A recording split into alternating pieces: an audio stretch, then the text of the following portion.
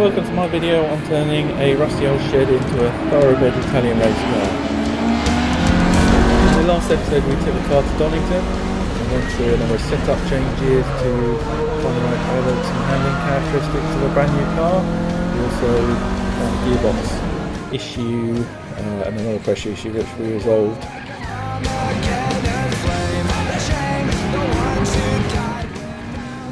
In this episode we take the car on the track to the legendary Spa-Francorchamps and see how we get on with the CSCC Inter-Series Cup.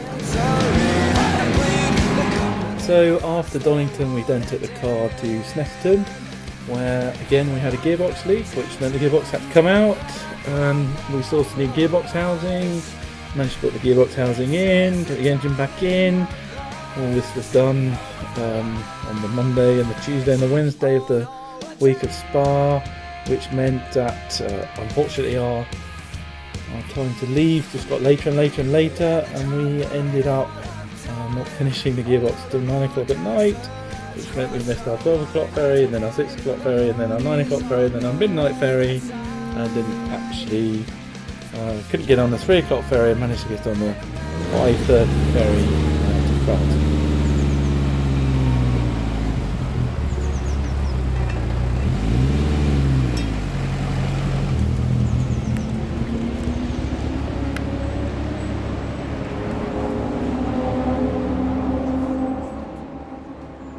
Meant we arrived in Belgium just after lunch on the Thursday and headed straight down to scrutineering to try and see if we had a car that was able to race. So fortunately, after the enormous queue at scrutineering, we managed to get our certificate and passed with flying colours, with the exception of adding some tape to the headlight lenses, which we managed to scrabble together some blue tape to match the colour of the car.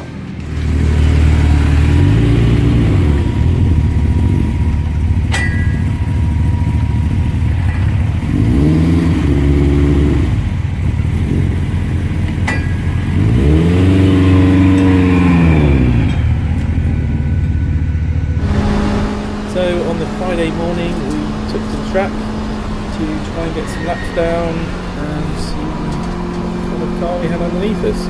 I've never driven the track before and I've only managed to do a few simulation laps that quickly came together.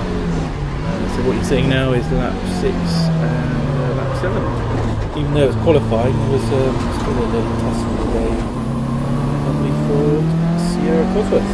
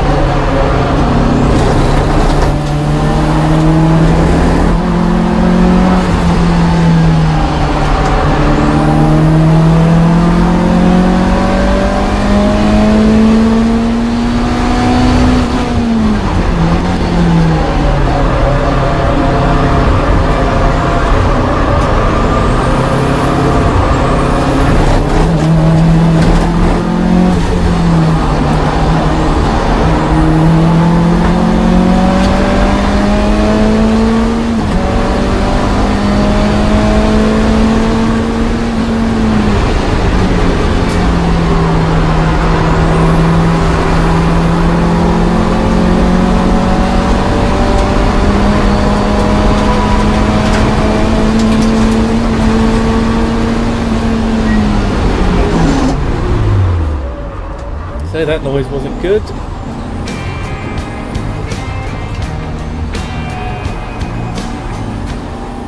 So we head back to the pits to try and work out what happened.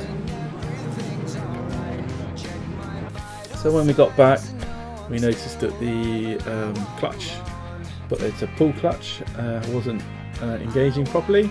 So we took the side of the gearbox off and thought that the gear had been put into fourth, and using the selector shafts we weren't able to get the car out of fourth gear.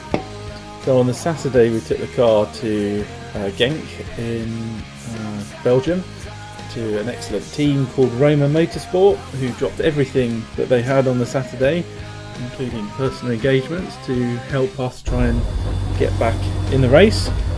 And they sourced us a new gearbox. You know, they took all the gearbox out, did everything they possibly could, but sadly we ran out of time, and nobody could find a clutch for us. So unfortunately we had to pack the car up and take the long drive home, having not started the race. When we got the car back, we took the gearbox and the clutch out, and you can see the selector forks, we think, when the clutch was engaged, were coming out of the holding mechanism, which meant that the thrust release bearing could twist slightly and then cause the clutch not to disengage when you put your foot on the clutch. And then, you know, obviously changing from fifth to fourth without a clutch caused the selector shaft attachment to the gear, it snapped a pin, and so the gearbox was stuck in fourth gear. So easy fix. Sadly couldn't be down in Belgium, but onwards and upwards to the next race at Croft. Thanks for watching. Stay tuned for the next episode, where I think we're going to do a couple of shakedowns further before competing in both the modern classics and the future classics of the series of the Classic Sports Car Club come the end of July. Thanks again. Don't forget to subscribe.